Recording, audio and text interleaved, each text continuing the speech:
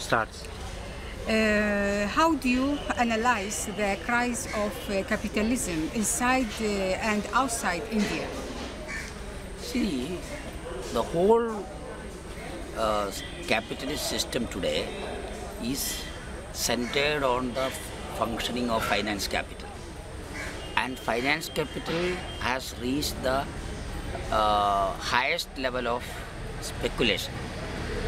And from 2008 to today, we can see there is an intensification of the speculative character of capital, in which the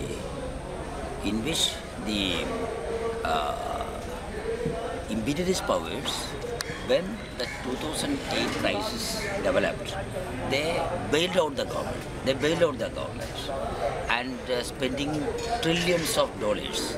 So naturally, this has actually aggravated the crisis, and they were not ready to reduce the speculative character of the functioning of the finance capital. On the other hand, they were encouraging the speculative character. So what happens? As the speculative character intensifies, day by day, the crisis is going to deepen.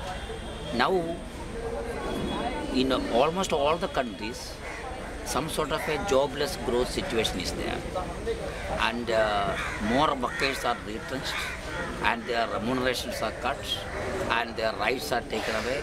So naturally, when the finance capital is becoming more and more speculative, and the assault on the workers are increasing, and the super rich are again and again trying to reap more harvest, the resistance grows. So the present crisis and the resistance which should be shown in this overall situation, which we have analyzed in our study on imperialism in the neo-colonial phase.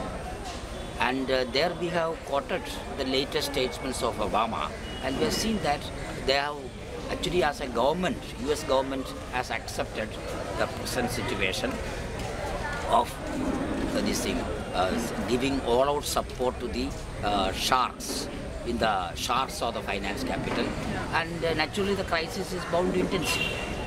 That is what is happening.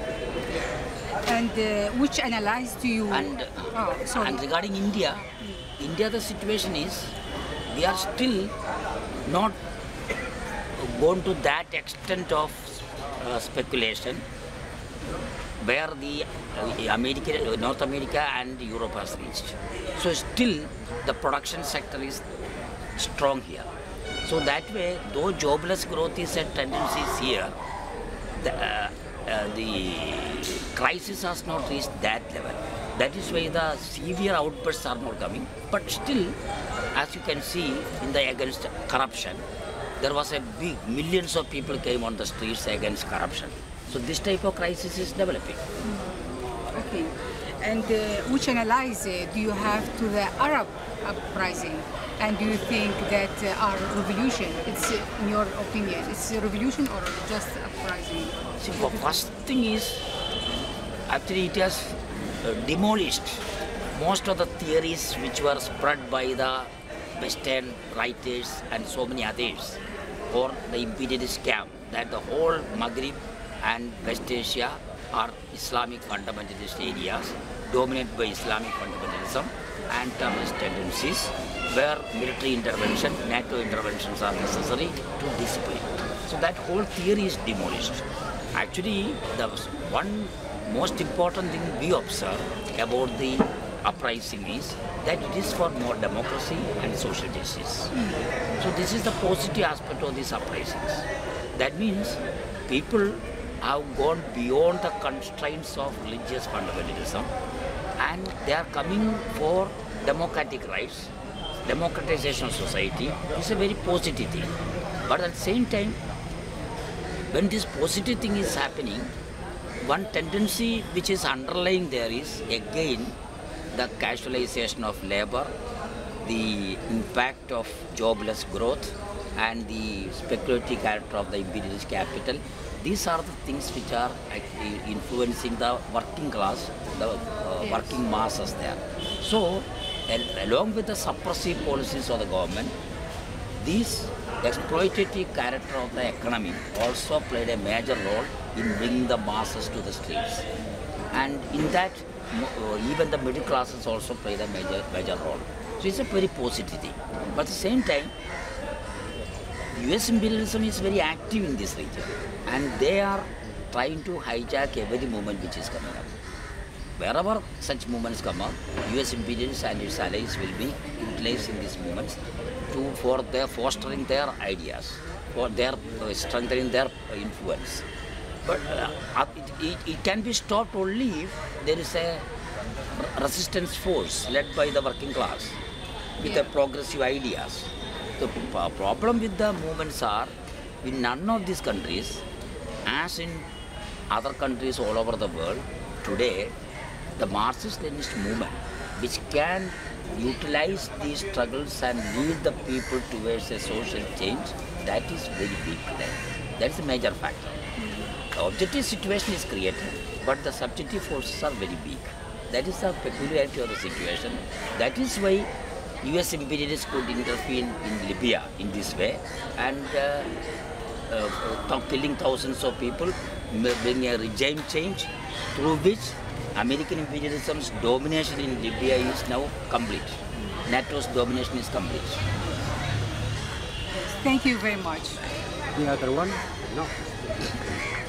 Thank you very much. The revolution and this uprising give new lessons for the left-wing forces to renew itself and update their ways and struggle at different levels. Yes, it's a very important question. And it's a good thing that you asked the question. That is what I just concluded, that's the sentence I said. The problem today is the international situation is becoming more and more favorable day by day. But the left forces are not there to lead them. So it is a very important situation when the left should start an evaluation of the past, take lessons and prepare for the present and future. So yesterday we had a seminar on that question, the challenges faced by them. So now the situation is most of the left forces are not ready to reopen the issues. Why? See, Marxism is a science, but of late, especially from the 1930s, a tendency came that we should stick on to whatever we have got, and that continuous revolution, that aspect, a long revolution, that perspective of a long revolution was lost somewhere. That influence is very dominant. Even in China, after Cultural Revolution, a situation was created by 1967. When the problem was, even at that time, Mao had made a statement that I am ready to go to Chinkang Mountains again to restart the revolution. Now the history teaches it would have been much better if you had started that way. So that thing is lacking among the Marxists today. For example, suppose you start discussing about the question of relation between nationalism and internationalism. Why Soviet Union gave so much importance to national economy, development national economy? Why so much of importance was not given to international revolution? People say, oh, it will be questioning Stalin's authority. Don't take the question. Then, if you say, why Soviet Union gave so much emphasis to catching up with America or Britain or Japan? Yes. Why Soviet Union did not go for an alternate development policy? Again, people say, oh, that is questioning Stalin. Stalin is our great leader, so don't take it that. Now, another question is the question of democracy. Proletarian dictatorship means that we have to go beyond bourgeois democracy to new levels of democracy. And again, the question is we take up power to the people, all power to the Soviets. These slogans were slowly actually kept away, and bureaucratic tendencies started growing. Yes. And so, when we ask this question, again they will say that it is a question of questioning the authority of Stalin. Similarly, if you question anything about the Chinese party, for example, yesterday I said 1971, China inviting Nixon to Beijing, when to the Chinese border, America was doing carpet bombing. It was a very harmful thing. It actually damaged the international communist movement. When the Vietnamese people were shedding their blood, how can you think of inviting Nixon to Beijing? Is it a mistake? Then people say, oh, it is questioning the authority of Mao. It will be damaging the authority of Mao. So this type of thinking is very prevalent among the Marxists today, even after such a severe setback. That's why we say, if Marxism is such a weak thing, that with a sneeze it will be gone, like a nose which will be a blow with a sneeze, let it go then. We don't think so. Marxism is a science. Marxism is a science. So, and I want to ask you this question: how can we use Marxist science now in this crisis we have? How? In which levels? How we can see? Use it? Marx analyzed capital, and today it was an interesting thing. In 2008 crisis happened.